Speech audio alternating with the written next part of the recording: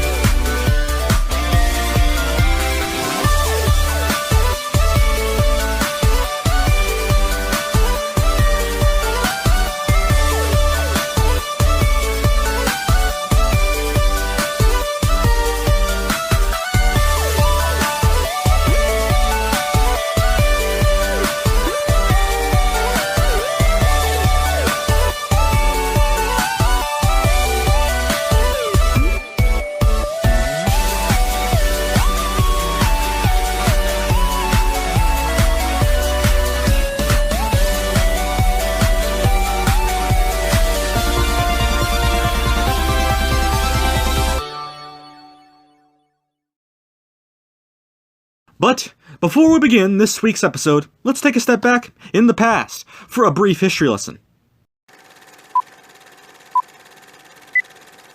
Our story on this particular 911, this particular one being the 911 Turbo, begins in the late 1960s.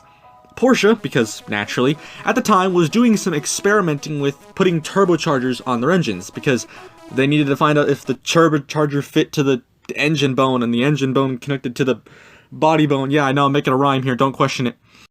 The 911, after some thought after turbocharge, putting on engines, stuff like that, was put into production in 1972.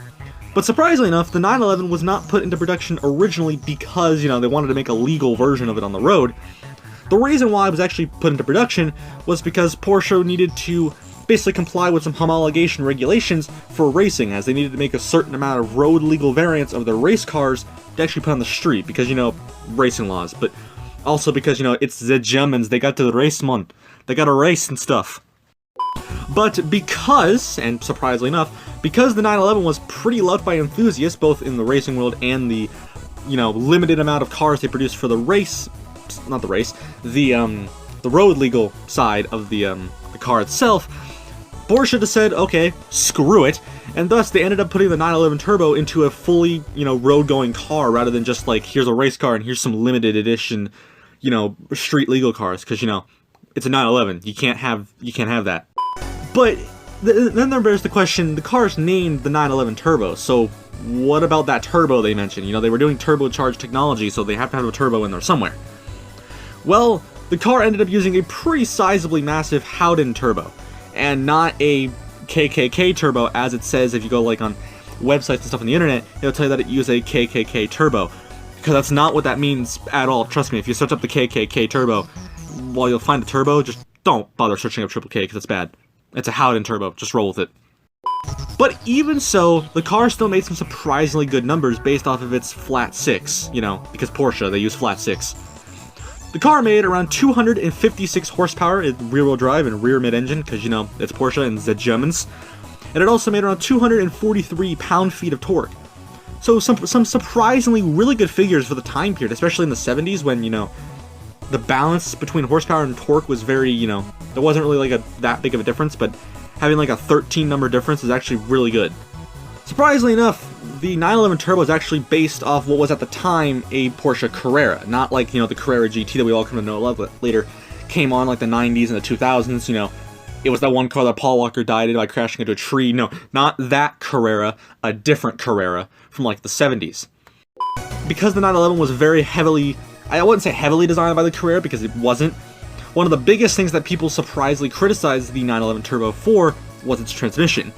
as the 911 Turbo shipped to many retailers and people who wish to buy it with a 4-speed manual transmission. Even though since the Turbo is based on the Carrera had a 5-speed transmission. So there was definitely some people that called it and say, hey, where the heck's my 5-speed, you know? In 1978, the car ended up getting a power boost, because again, it's Porsche, and the car was now making 296 horsepower. And the same thing happened again in 1983, up to a maximum of 325 horsepower. So nerdies, you got a Supra on your hands, basically, is what we're getting at here. But by 1980, due to emission regulations, because again, thank God for the car gods, the 911 Turbo could no longer be sold both in the United States as well as Japan. And it was truly a sad day for all humanity when we heard this news. But aside from these things altogether, the 911 was a great car. It was a car that you can daily drive because, again, it was mid-engine, it had a trunk, it was surprisingly practical. Porsche, I'd assume, since, you know, the Germans, you know, they gotta have a good reliability program, but I highly doubt it.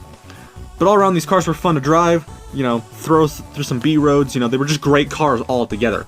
Both from its power, its rear-wheel drive skids, you know, just all that. And besides, it's made by the Germans, so you know it's gonna be great.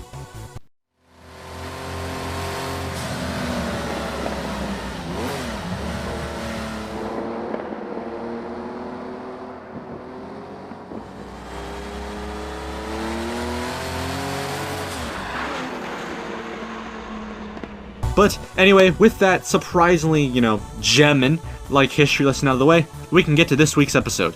Take it away, Panda. Thank you, Mr. History Panda. And with that, we can begin today's tests, starting with a top speed test. Welcome to the Genesis 1 Mile Dragway. It's a place where many cars come to push their engines and, well, a surprisingly large amount of their speed, to their limit, simply to put their speed onto the boards. So let's see how well the 911 Turbo can do in this test.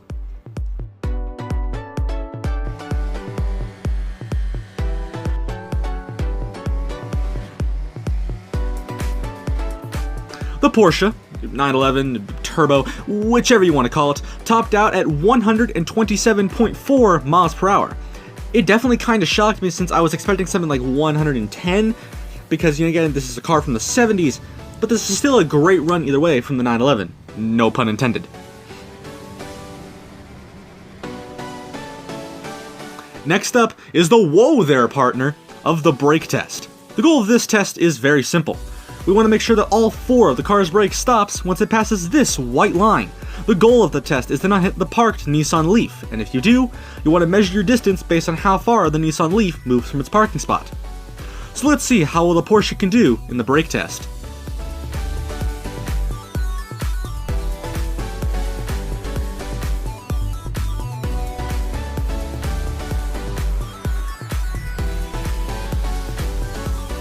The 911 actually has some very good brakes, which is something that I very much didn't expect, especially from a car of this era.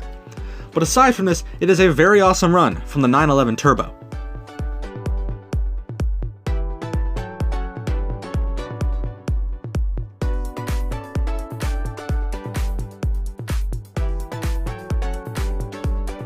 Next up is the cornering test, and to do that, I've come here. This is the Forksville test circuit. Developed by the ModGear development team, it's used to help judge a car's endurance on tight corners, tight bends, and jumps, to further prove how a car might perform on a track-focused setting. So let's see how well the 911 Turbo can do on the Forksville test circuit.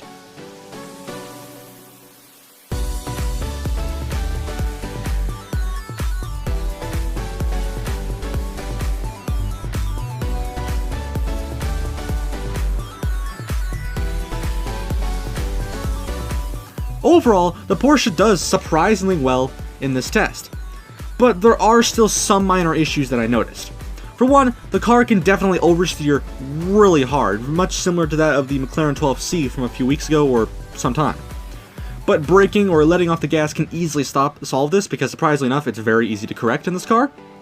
And lastly, this car can definitely spin out under some heavy cornering, and it'll also be light too depending on the corner, but aside that, it's still going to spin out quite often. But aside from these things, it's still a pretty good run from the 911 Turbo.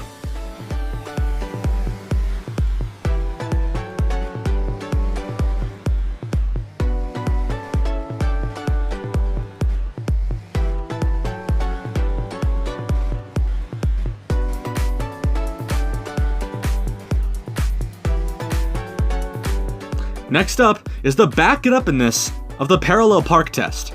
The goal of this test is also very simple.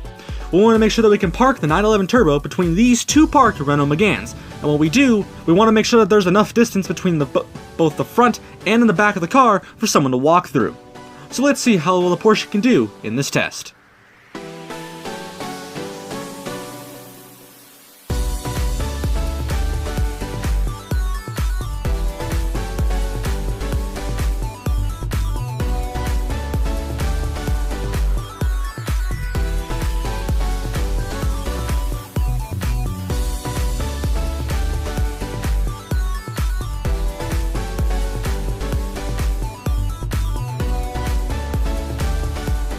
And with ease, the 911 Turbo passes this test.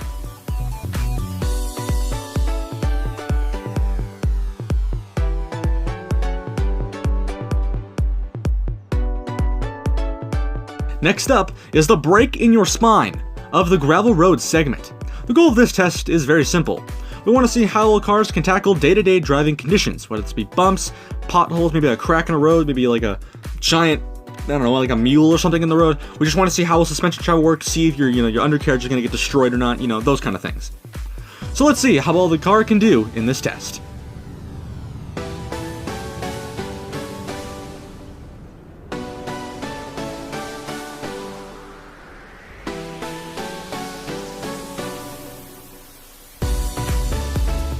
The 911 does okay, I guess, in this test. While the suspension, as you might be able to see, isn't necessarily dead, it's still not doing great, so I would highly recommend, this isn't like a bump car really. But my biggest worry is the back end and the engine. Because the back end of this car definitely is a big worry because, it's ramming the ground constantly, and you'll definitely see this in the bump test later on.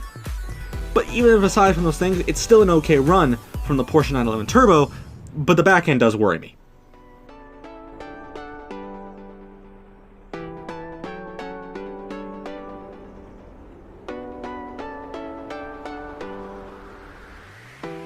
Next up is the bump in your stump on the bump test. The goal of this test is also very simple. We want to see how well the front end and back end, as well as the undercarriage of the car, can tackle just large bumps. Both small, large, you get the idea. So let's see how well the 911 Turbo can do in the bump test.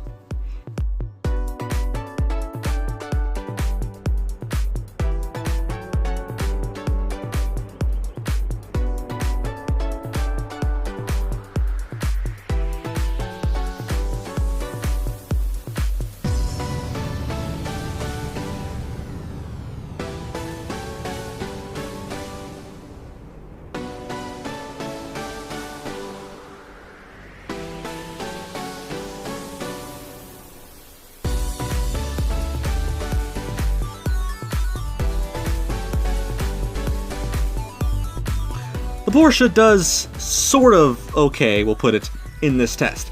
Once again, the suspension necessarily isn't dead, but it's not in great shape and it is still pretty much suffering.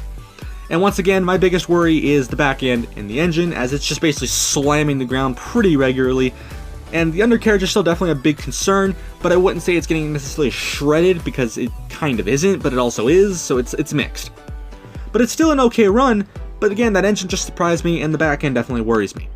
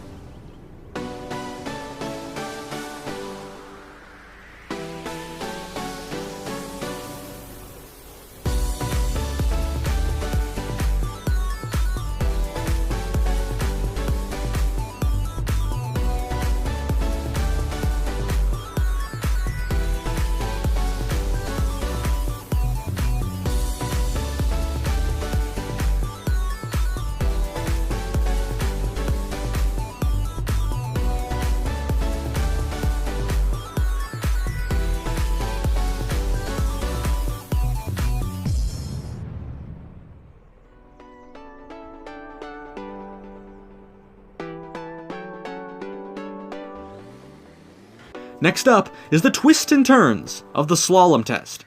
The goal of this test is also very simple. We want to see how body roll and a loss of cornering can affect a car while on a track focus setting. We already know a little bit as to how the 911 Turbo has body roll and loss of cornering, well, all that good jazz, but we're going to go ahead and test this anyway, just to get a better idea. So let's see how well the 911 Turbo can do.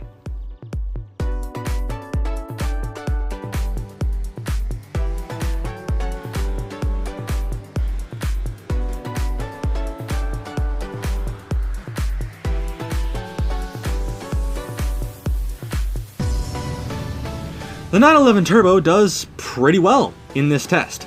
My only really complaint here is simply just the oversteer, as this car definitely does turn in late to corners if you're not careful. It can definitely just, turn super wide, maybe like hit a wall or something. But on the plus side, braking or just letting off the gas can easily stop this because surprisingly enough, it's really easy to correct, unlike the McLaren 12C from last week. So it is still a pretty solid run from the Porsche 911 Turbo.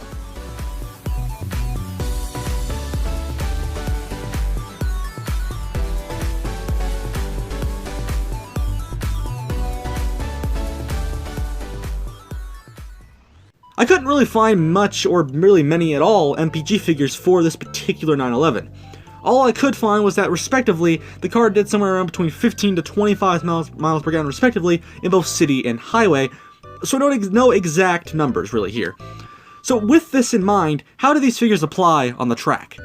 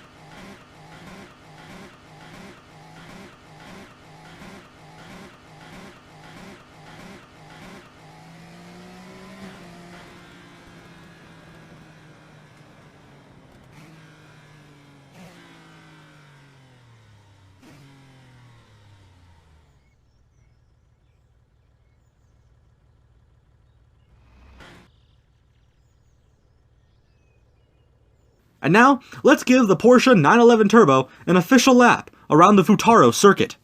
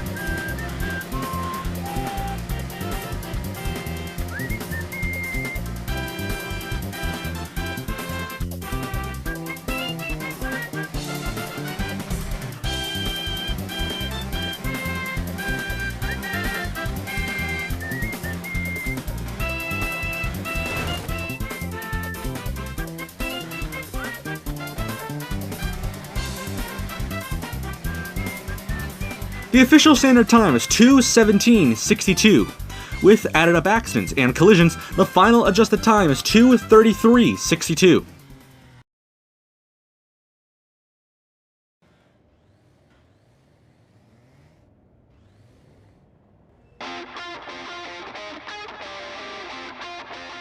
Let's do this!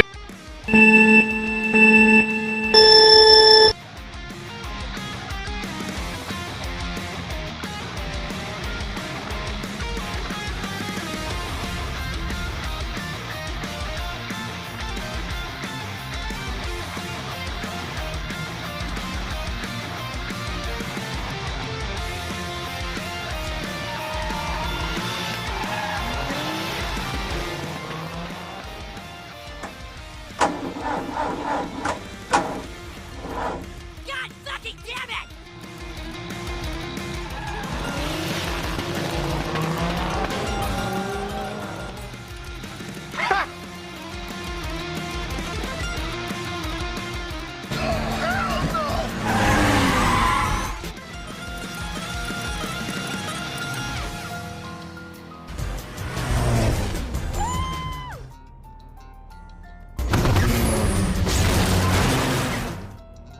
Oh no!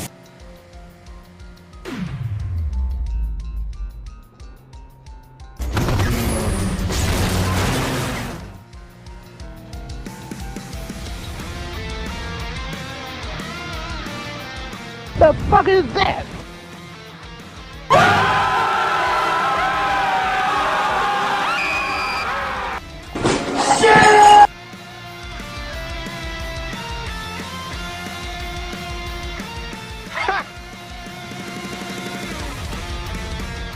Bring me that bass! How about new? Welcome, punch!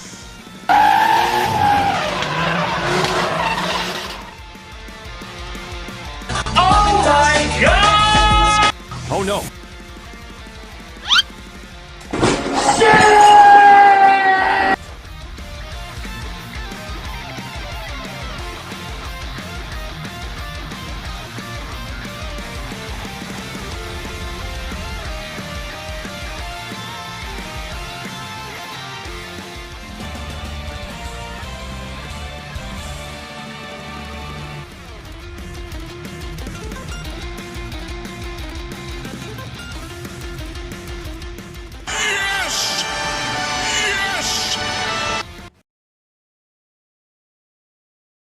So, what are my final thoughts on the Porsche 911 Turbo? Well, this car definitely does have a lot of potential. It corners surprisingly well, has great top speed, and does surprisingly well in the corners, as I mentioned. I would definitely recommend this car as a daily driver, but more so as a weekend car, because this is definitely a car I could see driving around the coastal roads, throwing it to like the mountain roads, just having a blast. Because again, these cars most likely are just really fun to drive, since, rear-wheel drive, 300 horsepower, they're great. But these cars are surprisingly rare since, again, they're at least a few decades old by now, and getting one of these cars all together, you're definitely going to be paying a bit of a high amount for one of them, because again, they're rare, and people want them because they're really good cars, and they're very much, profitable. But anyway, on that gem-like note, it's time to end. Thank you so much for watching, we'll see you next week, good night.